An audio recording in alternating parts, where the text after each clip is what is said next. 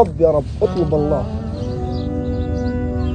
تجد الله معين لك، تجد الله كفيل لك، تجد الله حفيظ لك، تجد الله سبحانه وتعالى مسددك. يرى الله منك الصدق، يرى الله منك انك انت تبغى الثبات، والله يسوق الله لك امور ما تحسب لها حساب. حياتي مع الله اجمل، مع الله تحلو الحياة،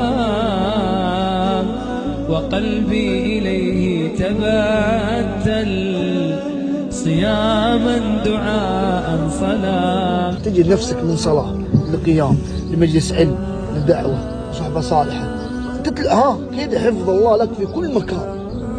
وإذا العبد ألف المعصية قام المعصية دحدره بعدين ما عاد هو في طريق الله، ولا هو في المسجد، ولا هو في القرآن، ولا لا خبطته الشياطين في كل مكان.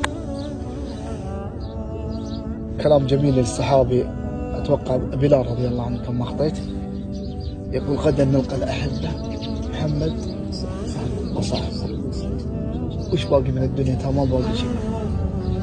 لكن لا يعني اللي يصبرك بكرة كذا، بكرة إن شاء الله أدخل الجنة، بكرة يا أخي ألقى محمد صلى الله عليه وسلم، بكرة يا رب يعني أرى الله سبحانه وتعالى في الجنة، بكرة والله ما يدري الإنسان.